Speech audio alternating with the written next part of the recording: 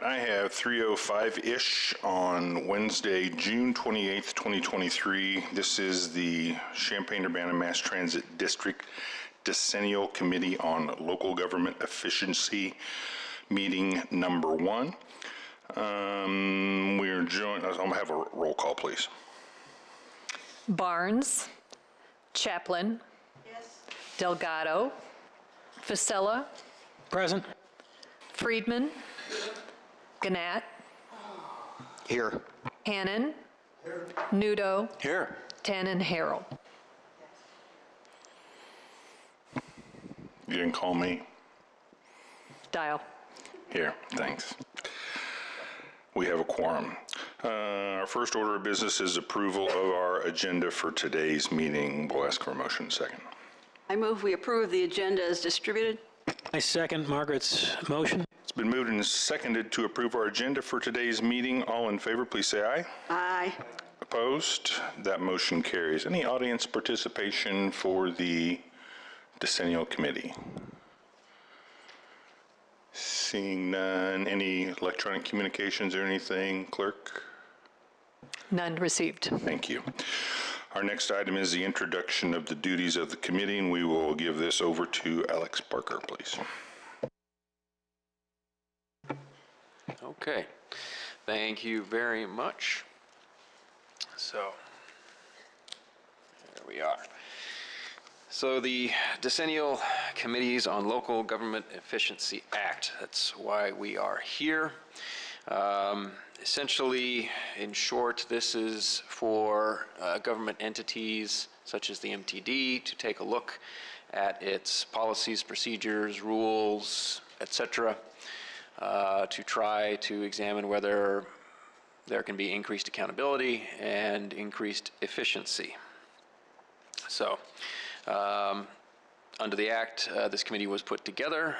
It was formed as required under the Act by the date in there, which was June 10th of this year. The specific duties, as outlined under the statute, are as follows. They are to study the governmental units governing statutes, ordinances, rules, procedures, powers, jurisdiction, shared services, intergovernmental agreements, and interrelationships with other governmental units and the state of Illinois. And as necessary, to prepare a report, which I'll mention in a minute, to collect any data, research, and analysis.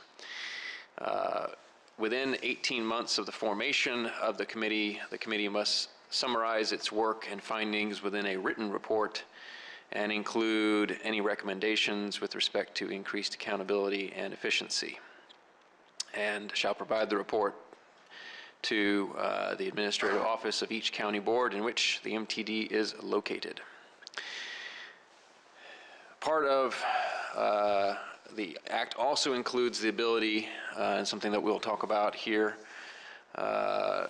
is that the committee may employ or use the services of any specialists in public administration and governmental management and or any other trained consultants and analysts, investigators, and assistants the committee considers appropriate, and it may seek assistance from community colleges and universities as necessary to prepare the report. Any questions? Any questions for Alex from the committee? I believe the function of the committee essentially is to examine the rules, policies, procedures to see if the governmental unit can operate in a more efficient and or accountable manner. That's very broad.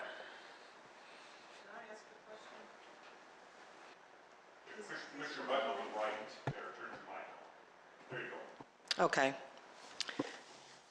Is there any information on whether or not, because you mentioned increased accountability and increased efficiency, right? Was there a baseline that there was a issue that needed to be addressed, like gaps or deficits? I'm having a hard time understanding increased accountability without having some measurement of where it is at the moment. That's a good question. In part, I think some of this is probably intentionally vague. Because, again, as I mentioned a moment ago, what a lot of this means, it can be subject to a lot of interpretations, I think, by the various committees of the units that are undertaking this across the state. I think some committees, like this one, like when Carl was introducing this at the last meeting, wants to really take a good, thorough look at everything. But I also think that some committees could probably just skate by and do the minimum and not really look very hard at themselves. So, but I know this committee, just knowing the people here, are going to take a good hard look at everything there. So, unfortunately, there does not appear to be a sort of line as which to move from. Perhaps, as this goes forward, and as stated in the Act, this committee will need to meet every 10 years. Perhaps, once this committee comes around for its second iteration and third iteration, it can look back at what has been done previously and improve on those sorts of things or work from there. But this first go-around is probably a learning process as well. In addition, that's, I think, why that Act does allow for the committee to consult with people who are trained in public administration and consultants and things like that, so that the committee is not just grasping in the dark. But I think that's a very good question. Margaret. This report is to go to the county board. Is there any assumption or whatever that the county board is going to take any kind of action after they get this report? I know it doesn't say they should. They just file it away somewhere? No. Short answer is no.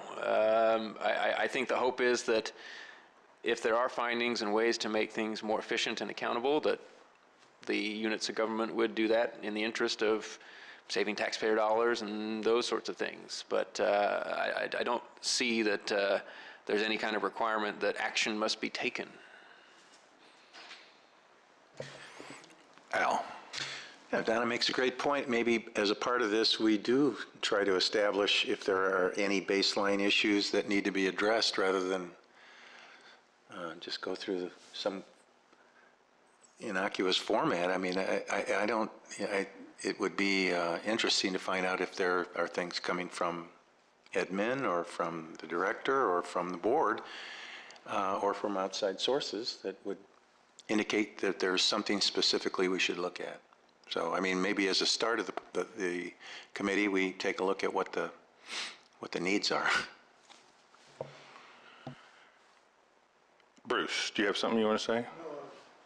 So before Carl starts, now, my understanding, I've had some work with the legislature, and my understanding of what the legislative intent of this was originally was sort of a government reduction, to look around at all different forms of government to see if there were some ways to reduce some forms of government or find collaborative ways that different forms of government or different aspects of local government could work together and maybe formulate a reduction, by providing the same services, but maybe not having repetitive services, basically, and looking for ways to basically save, as Al said, save some tax dollars. So that was my understanding of the original legislative intent. I don't know if that's what this came out as. I'm sure that there's probably some discussion on the floor when this was being put together, but that was my recollection anyway. Carl. Yeah, just to briefly respond to a couple of things that were just talked about in that last conversation. I think probably since we've got two community members who are now a part of this committee, even though George Friedman has been on the board before, it's been a minute. So what might be good is for us to schedule times to have each of you come in and I can kind of sit down and at least go through some of the initial onboarding that we do with new board members, and that will give you some level of that baseline, at least as to how staff currently interprets it. I think that might be useful. So that's one comment. And then the other comment is relative to establishing what this initial baseline is. That's partly what this initial consultancy will do. Although I like your idea, Alan, in maybe doing a survey of the current board and committee and department heads and see if there are any areas of concern or questions that they have, and we can do it in an anonymous way, so that staff can feel free to speak their mind, and same with the board and the committee. So that may be a good way to kind of start this off once the consultants are on board, and that would be one of the first things that we ask them to do, is to do that survey. Does that answer your question, Donna, or respond to your question? Kind of, and I know George has been on the board, and so he has a greater understanding and background than I do.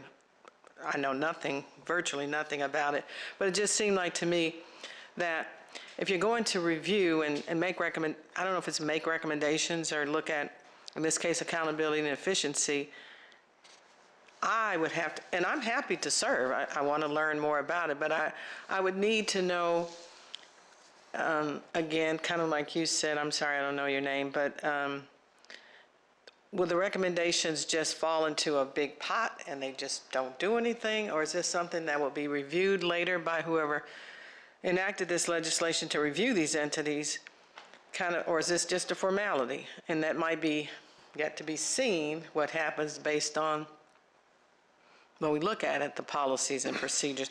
I'm just trying to, I'd ask Beth if there was information that I could look at in advance, because this just kind of, just sort of, like I'm outside, it's kind of shadowy, not really clear what exactly we're doing. Could I add something? We did this 10 years ago.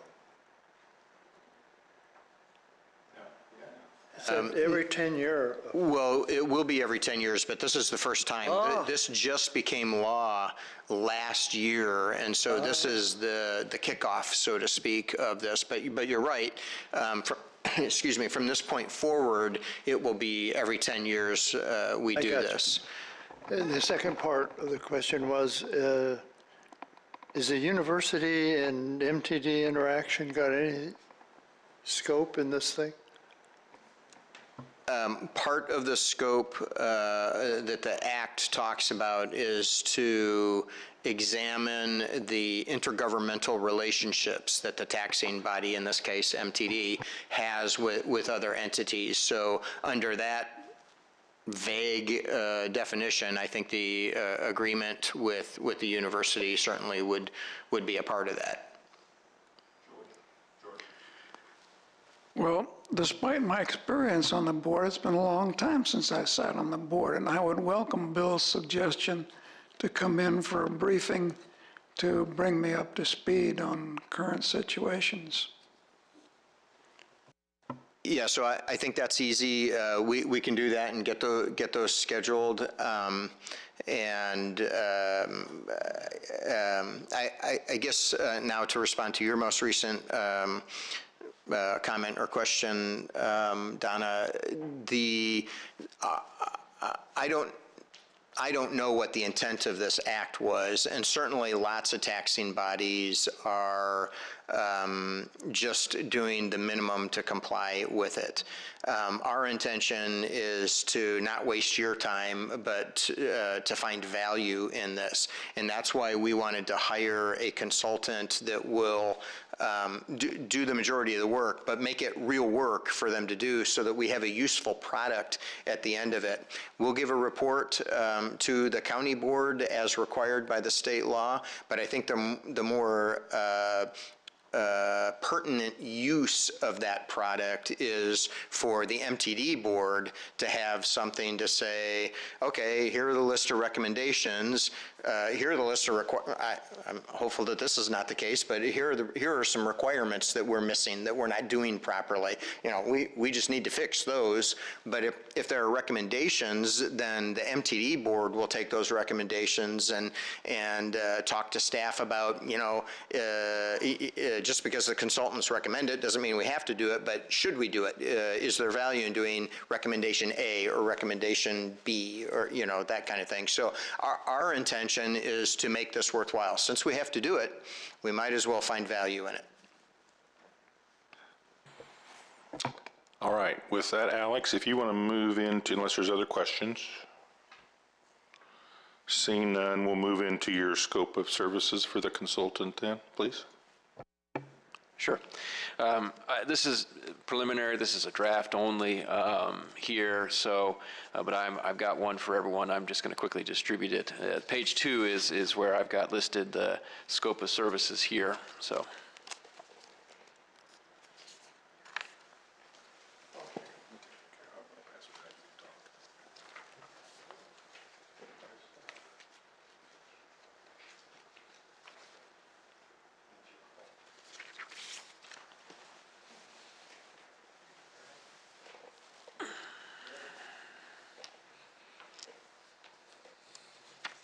Should have enough for everybody.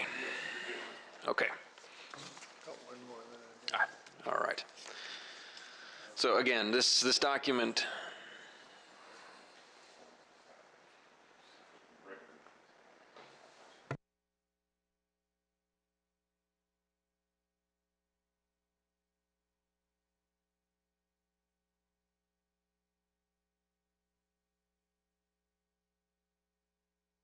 All right, Alex, continue. Sounds good. So, again, this is a draft document, not seeking any approval or motions or anything with respect to this today. But if you look on page 2, what I have drafted here as part of the larger document would be, again, taking from the statute the scope of services that a consultant would hopefully be able to provide. And again, as I was mentioning earlier, so provide services to the committee to assist the committee with studying the MTD's governing statutes, ordinances, rules, procedures, powers, and goes on there. Provide services to the committee to assist with creating the written report that summarizes the committee's work and findings, including recommendations with respect to increased accountability and efficiency, collect data, research, and analysis as necessary to assist with preparation of the report, meet with the committee as needed. Under the statute, the committee is required to meet a minimum of 3 times. It does not say that a maximum in it, but it is to meet a minimum of 3 times during its lifetime. And I didn't mention this earlier, but once the committee has made the report required of it, the committee is then dissolved until the next iteration, i.e. 10 years comes around. Moving on, complete all services in the written report by or before November 1 of 2024. That's approximately 18 months from when the committee was formed there. Provide any other such services in support of the committee to meet the requirements of the Act there. So that was, again, I think, going from the statute, putting together the services that would be required. Certainly if there are other items to be added to the list, I think those could be added if anyone else has any other additions that could be made there. The rest of the document introduces the Mass Transit District, what it does, what it has, those sorts of things, and then the bottom part of the document talks about if someone hoping to be engaged as the consultant, that would be what they should put in a proposal to the committee, as the committee itself would be the client.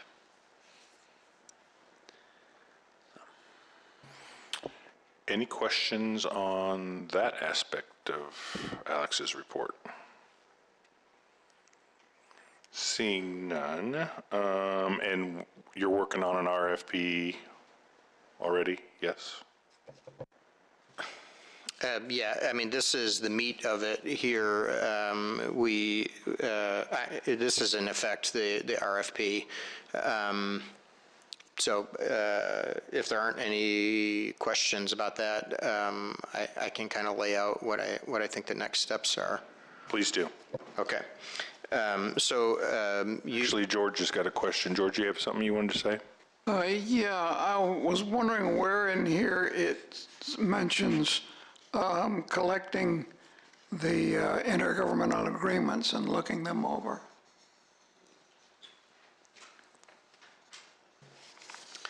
So my intention was with the first bullet point is where it says studying the MTD's governing statutes, ordinances, rules, and it goes on and on and on. And then it references interrelationships with our other governmental units. So, and right before the intergovernmental agreements. So that's, under that umbrella is what I'm thinking where the gathering of all of these items would be taking place. In addition, George, the third bullet point says collect data, research, and analysis as necessary to assist with preparation of the written report. I think we'll flesh that out a little bit before we actually put this out, and we can list some of the things, and intergovernmental agreements would be on that list, but that collecting data and doing the research would be where they would do that. Thank you. Carl, continue. Okay, so you've got this now, and I think that what we'll do is just take feedback on this, like George, the question that you just asked, and I mentioned earlier about adding an element to survey the current board and current staff and that kind of thing, so we can take any suggestions that we can get from the committee. We'll feed those through Beth so that we can fine-tune this RFP, and then we'll put this out on the street and solicit proposals from consultants.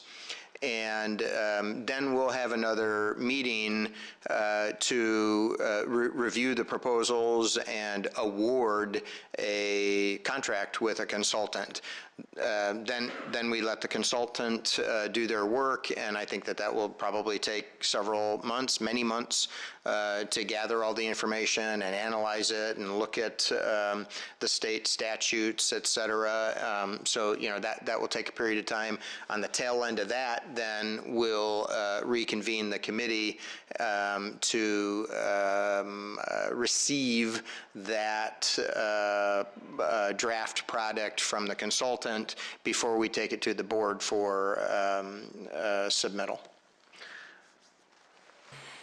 All right. Any other questions on the actions that staff's going to take moving forward here? I see none. So we're going to move into our next item is a survey of attending residents. Any residents wish to be surveyed that are in attendance today on this item? Mr. Chair, I've already handed out the surveys to the participants here. Perfect. All right. With that, I don't see any other items on our agenda for this committee other than adjournment, so I'll ask for a motion and a second to adjourn. It's been moved and seconded to adjourn our Decennial Committee on Local Government Efficiency until we meet again. Thank you for being here today. We're going to take a 3-minute break, and then we're going to start up our regular monthly meeting.